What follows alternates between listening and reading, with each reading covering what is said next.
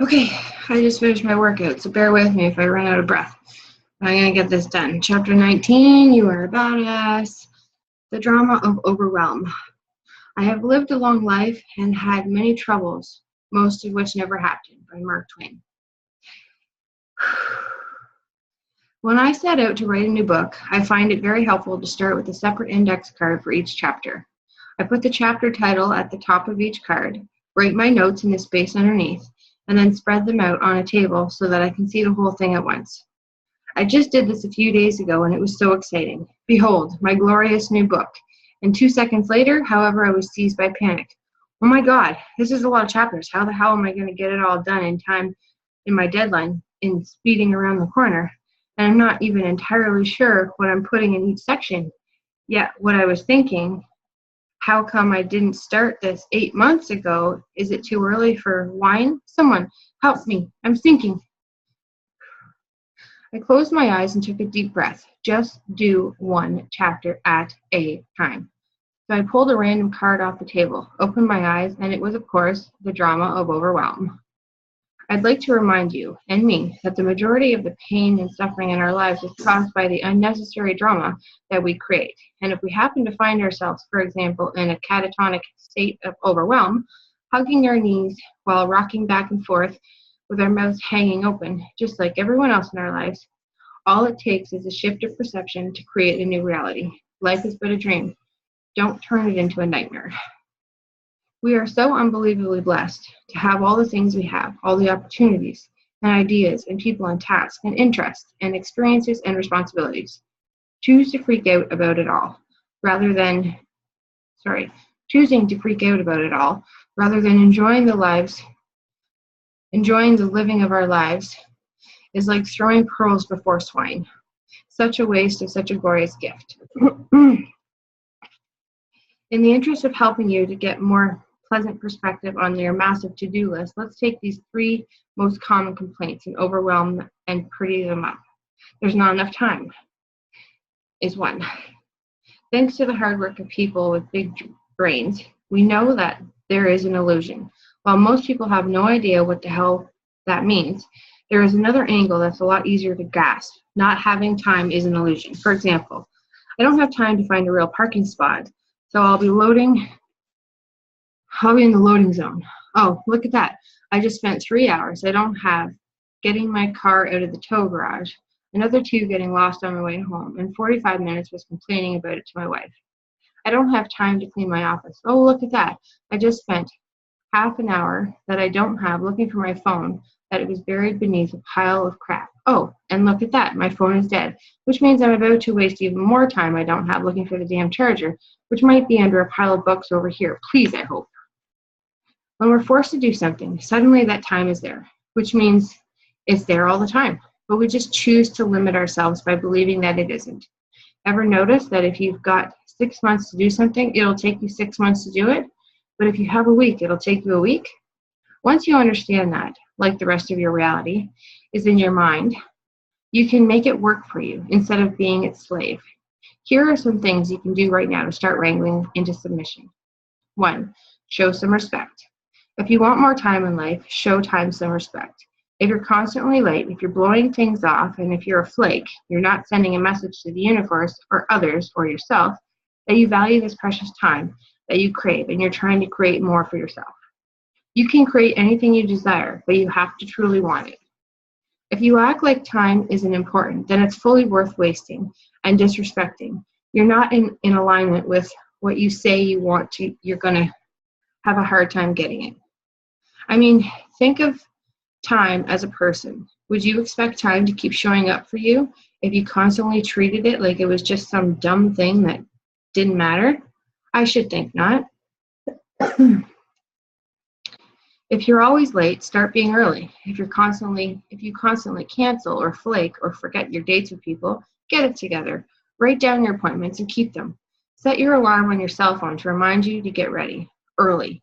Write things on the back of your hands. Keep your word if you say you're going to do something. It's not rocket science. If you want to have a good relationship with time, have a good relationship with time. Not only will this help you create more time in your own life, but it will but you'll stop being one of those rude people who constantly waste everyone else's. Keep your friends close and your enemies closer. What do you find yourself doing instead of doing what you're supposed to be doing? Scrolling around on Facebook, answering emails, eating even though you're not hungry? Once you know your favorite distractions are, you can build up a good defense against them. Turn the internet and the phone off while you're working. Make the kitchen off limits until you're done if you constantly find yourself standing in front of the open refrigerator door in a stupor. We get into such bad habits that half the time we don't even realize what we're doing. Once you become aware of what your weak spots are, you can start to protect yourself against them. Chunk it down. There's nothing more deflating than looking at some giant task and wondering how you'll ever get it done. So don't try and eat the whole elephant at once. Break it down into bite-sized bits. For example, instead of walking around your entire house from one catastrophe messy room to the next, wonder how you're ever going to clean the whole gigantic thing and trying to figure out how you can justify not doing it instead of trying to figure out how you're going to do it. Break it down and just focus on one room at a time. Our brains can only handle so much at once without exploding. So by looking at each task separately, the large task suddenly becomes more manageable. Brain loves chunks. Chunking it down works great for time too. For example, if you're working on designing a new website, instead of setting aside the entire day to work, decide that you'll work in an hour-long chunks. During this time, you are unauthorized to get up to use the bathroom, something to get to eat, check your text, go online, etc. Once your 60 minutes is up, you can take a break and do whatever you want until your next 60-minute chunk. What we can do anything in 60 minutes. Our brains get into overwhelm. Our brains go into overwhelm when we try to do it all in one big block of time. There's too much to do. Ever notice that whenever we ask someone how we're doing, about 99% of the time we say something like, good, really busy, but good. Busy has become the new fine, thanks. I mean, that's fun, and what's the fun in that? What kind of message does that send out to the world and ourselves? No wonder we all feel like we're living pinned beneath a giant cement slab of to-do lists. So yes, first task is to watch your mouth. Stop talking about how busy you are. Focus on what you enjoy about what you do, and the spaces in between, and doing instead of feeling weighed down by all of it. Decide that you live an awesome, relaxed life full of interesting projects that you love doing and communicate that to the world and yourself, and then go out and merely do it. Get some help. If you're feeling totally confused and disorganized and you don't know where to start or what to do next, get some outside perspective. A lot of times we're so tangled up in our lives that we can't see something that's totally obvious for someone else. Ever spend some quality time searching for your glasses when they're sitting right on your head? It's sort of like that. You can spend hours of the days or months or forever trying to figure out how to redo your website or plotting out an exercise regimen or figuring out how to organize your office when someone who isn't as buried alive by all the moving parts as you are can nail it right away. Get a new pair of eyeballs on the situation. And get someone who knows what they're doing, please. Don't get money advice from someone who's as broke as you are, or dating advice from the terminally single, or decide someone's main qualification is helping you is that they'll do it for free or trade. Working with a pro will save you time and money in the long run. Because you won't have to spend time undoing or doing over whatever your wimpy first attempt was. Hire a business coach. Ask a friend who is totally together and successful to sit with you. Hire a cluster consultant. If it's none of this makes sense for your particular situation, read on.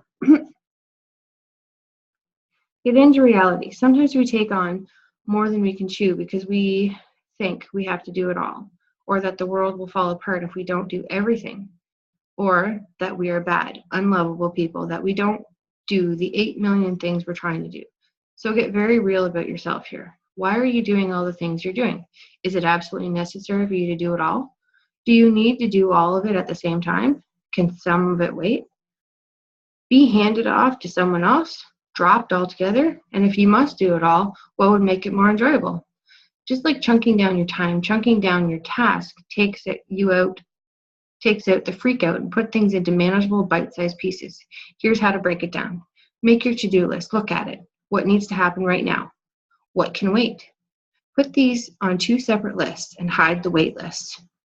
What are the big important tasks on the now list? What are the little piddly ones? Give the piddly ones to someone else or save them for off hours and spending the day doing the most important task. It's called prioritizing, people. The shorter the list you're working with, the better you'll feel. And remember, you're never going to get it all done, so stop stressing out about it. Do what you can do, enjoy, instead of trying to do it all in misery. Delegate or die. One of the best ways to lighten your load is to stop being in control, being a control freak, and/or a tight word, and hire someone to help you or delegate those around you. You absolutely cannot grow a business, get promoted, or be a cool parent if you absolutely will be gray before your time. If you try to do every single little thing by yourself, figure out which task you hate doing or have always been bad at, or you just don't have time to do and find someone else to do them. I realize the reason you may not have done this yet is because you can't afford to hire someone, or because you think you're the best at it, or because you're a control freak. But like many other excuses, the answer is often there. You're just not looking at it at properly. If you absolutely had to get some help, if you were in the matter of life or death, what would you do? You could get an intern from your local college. You could get a friend or family member to help you out. You could hire someone just 30 minutes a week and increase as you go. Or you could sell something to bring in the money to pay someone, or borrow it, or push yourself to make it. You could hand it over to human resources and make it their problem. You could ask your husband to empty the dishwasher and get your teenager to clean out the garage so you'd have more time. Help is all around us. Sometimes receiving it is simply the matter of looking at it differently and not giving up so easily. Deciding that you can't have something you need or want instantly cuts you off from the flow of manifesting it, as well as distances from the part that lit you up about it in the first place. Once you think, I can't, the universe is like, alrighty then, no assistance needed here, see you later. Even if you have no idea what's going on, what's going to come from, stay open to the possibility of support presenting itself, and you may be surprised by what you can create and how much you can get. Decide you must have it. Trust that it's available to you. Do everything you can to figure out a way to make it happen, and trust that how it's going to happen will be revealed. Remember that you are number one. Put your priorities first. Don't check emails or voicemail messages or Facebook until you've gotten into your day and you accomplish some of the tasks that you want to do. Don't answer the phone or texts while you're busy. Other people's needs can occupy several lifetimes worth of our attention, and if you let them, they will. Number 3, I'm exhausted. The belief of taking time off will cause your entire life to collapse is not only unhealthy, but it's arrogant. The world will go on if you stop working, you see. If you don't take time off, your body will eventually put its foot down and make you sick. Bodies do it all the time. Stress is the leading cause of cancer, heart attacks, liver failures, stupid accidents, grouchiness, and suddenly not being able to breathe. Aside from the sickness factor, making time to do things that inspire you should also be a priority because what's the point of living a life without them? Where's the fun in waking up at 85 and realizing you could have found time? You couldn't find the time to enjoy yourself? What were you doing that was more important instead? This is not a luxury reserved for people who are richer, smarter, or less bogged down than you are. It's a luxury reserved for people who take the time to figure it out and choose a design for a more fun-filled life. Use the tools in this chapter to make the time to get you the rest that you need and have the fun that you want so you can enjoy the precious life while you're still in possession of it. Number 4, love yourself. You're doing an awesome job. And that, my friends, is chapter 19. See ya. I need to go shower now.